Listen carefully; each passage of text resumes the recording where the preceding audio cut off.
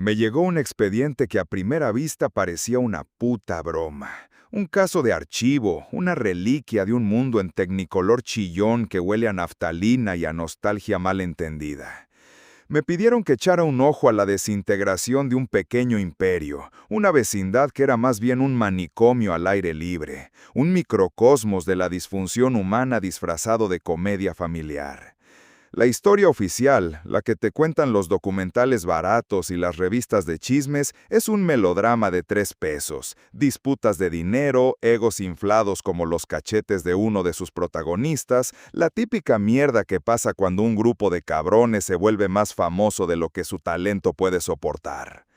Pero cuando rascas un poco la pintura de colores pastel, cuando quitas las capas de risas enlatadas y frases pegadizas, lo que encuentras debajo no es una comedia familiar, es una puta tragedia griega con pantalones cortos y sombreros ridículos. Es un caso de manual sobre manipulación emocional, traición estratégica y cómo una sola persona, con la ambición correcta y la brújula moral de una hiena, puede ser el veneno que pudre toda la puta manzana desde el corazón. La gente, en su pendeja y cálida nostalgia, busca culpables fáciles. Necesitan un villano claro, un chivo expiatorio al que puedan aventarle toda la mierda para poder seguir viendo las repeticiones sin que les dé acidez. Y el principal sospechoso en la mente del populacho siempre es el mismo, el cachetón, el marinerito con ínfulas de príncipe. Kiko, Carlos Villagrán, el que se creyó más chingón que el show, el que se atrevió a morder la mano que le daba de comer, el que traicionó al genio que lo sacó de la oscuridad y lo convirtió en un ícono, el que se largó persiguiendo el brillo del dinero y la fama en solitario, intentando replicar la magia en circos de pueblo y programas de segunda. Es una narrativa fácil, cómoda, que encaja perfectamente en el arquetipo del traidor, del Judas con los cachetes inflados. Y sí, no nos hagamos pendejos, el cabrón fue un desagradecido, fue un ególatra que confundió la popularidad de su personaje con su propio talento. Se fue y dejó un hoyo que nunca pudieron llenar del todo, obligándolos a meter esa pinche popis que era tan graciosa como una patada en los huevos. Pero culparlo a él del colapso total es como culpar a la rata por abandonar el barco que se está hundiendo. La rata no hunde el barco, chamaco. La rata solo es más lista que el capitán y el resto de la tripulación, y tiene el instinto de supervivencia para saber cuándo es hora de largarse a la chingada antes de que el agua te llegue al cuello. Kiko no fue el asesino, fue, a lo mucho, el primer testigo que tuvo los huevos de salir corriendo y gritar que el barco hacía agua por todas partes. Su pecado no fue la traición, fue la honestidad brutal de su ambición. Otros, los más intelectuales de cantina, los que leen las biografías no autorizadas, apuntan al cerebro de la operación, al escritor, al chavo mismo, a Chespirito. Dicen que su ego, su control férreo y absoluto, su negativa a compartir el crédito y, más importante, el dinero de las licencias y las giras fue lo que envenenó el pozo. Y no les falta razón, el poder absoluto corrompe absolutamente, y este cabrón tenía el poder absoluto. Era el creador, el guionista, el actor principal y el dueño de los personajes, el puto dios de esa vecindad de cartón piedra. Él decidía quién comía y quién no, quién brillaba y quién se quedaba en la sombra. Su control fue asfixiante, sí. Se dice que les prohibía a sus actores interpretar a sus personajes fuera del programa, encadenándolos a su imperio, una movida de dictador de república bananera.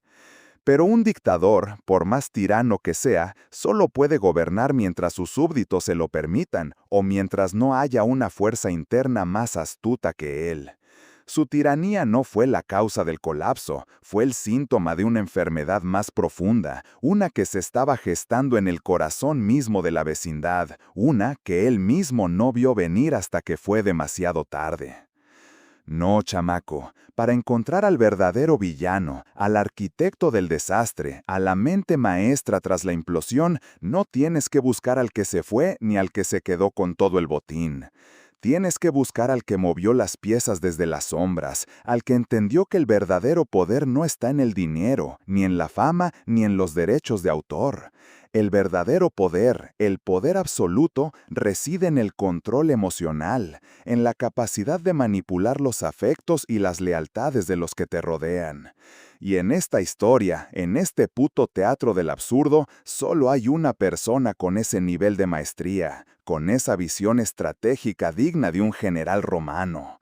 Doña Florinda, la viuda, la matriarca, la que siempre tenía los tubos en la cabeza como una puta corona de espinas, un símbolo de su perpetuo estado de preparación para la guerra. Florinda Mesa. Analiza su modus operandi. Es una puta obra de arte maquiavélica. Es un caso de estudio. Cuando el programa empieza, ella no es nadie, solo una actriz más del montón. Pero es lista, observa, analiza la estructura de poder. Y su primer movimiento es asegurar una posición. Se involucra sentimentalmente con el director, Enrique Segoviano, no el escritor, no la estrella, sino el tipo que tiene el poder práctico en el set, el que decide los ángulos de cámara, el que dirige la acción, el que puede hacer que una actriz brille o se pierda en el fondo. Es un movimiento inteligente, una alianza estratégica, se asegura visibilidad y protección. Pero ella es más ambiciosa, sabe que el poder de un director es transitorio, que pueden cambiarlo mañana, necesita algo más sólido. Y entonces, mientras mantiene su relación con el director, empieza a jugar en otro tablero. Empieza una relación con el cachetón, con Carlos Villagrán, con Kiko, que casualmente era su hijo en la ficción. Piénsalo, cabrón, la perversidad psicológica de esa movida. Lo ata, crea una dependencia emocional que trasciende la pantalla. Él, un tipo más joven, seguramente deslumbrado por ella. Ella, una mujer con experiencia, controlándolo dentro y fuera del set. No es solo un romance, es una forma de neutralizar a uno de los personajes más populares del show, de tenerlo bajo su esfera de influencia. Ahora tiene al poder práctico, el director, y al poder popular, el actor estrella, en la palma de su mano. Pero el juego de poder cambia. Chespirito, el creador, se consolida como el verdadero centro de gravedad del universo. Es su nombre, su genio, su imperio. El director es reemplazable, el actor popular es conflictivo y ambicioso. El único poder real y duradero es del propio creador. Y doña Florinda, como la estratega consumada que es, ve el cambio en el viento. ¿Y qué hace? Salta. Con una frialdad y una precisión que hielan la sangre, corta sus lazos anteriores, deja al director, deja al cachetón con el corazón roto y la confusión a cuestas, lo que seguramente alimentó el resentimiento que lo llevaría a irse, y hace su jugada final. Salta del barco del director, salta del barco de su hijo y aterriza en el barco del puto capitán, del dueño de todo, de Roberto Gómez Bolaños. No se casó con un hombre, se casó con el puto programa, se fusionó con la marca. Fue una jugada de ajedrez brillante, una adquisición hostil disfrazada de romance, una fusión corporativa a través del matrimonio. Ella no rompió un matrimonio, eso sería demasiado simple. Ella desmanteló sistemáticamente 3 estructuras de poder para consolidar la suya. Al dejar a Segoviano, neutralizó al poder técnico. Al dejar a Villagrán, no solo lo hirió en lo personal, sino que ayudó a crear la fisura que eventualmente rompería el elenco principal. Y al casarse con Gómez Bolaños, se aseguró el acceso definitivo al trono. Se convirtió en la reina consorte, la única con acceso directo e ilimitado al oído del rey.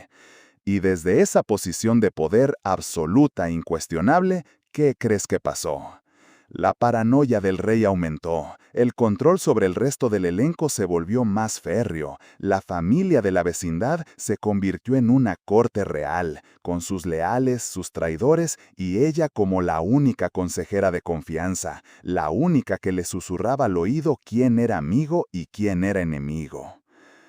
Ella no necesitaba irse como Kiko para tener poder. La ambición de Kiko era burda, la de un niño que quiere más dulces. Ella no necesitaba ser la dueña de los derechos, como Chespirito. El poder de Chespirito era evidente, el de un monarca que se siente en su trono. El poder de ella era mucho más sutil y mucho más peligrosa. Era el poder detrás del trono. el poder de la influencia, de la manipulación emocional. Controlaba al dueño. Y ese chamaco es el golpe de estado más elegante que he visto en mi puta vida. No usó un cuchillo, usó el afecto. No usó la fuerza, usó la lealtad como un arma. Mientras los demás se peleaban por un cheque más grande o más tiempo en pantalla, ella estaba apoderándose del reino entero desde la alcoba del rey.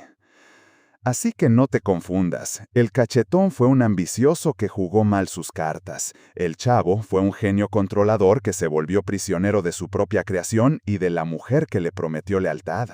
Pero ella fue la estratega. Ella fue la que vio el tablero completo mientras los demás solo veían sus propias casillas. La verdadera villana de esta historia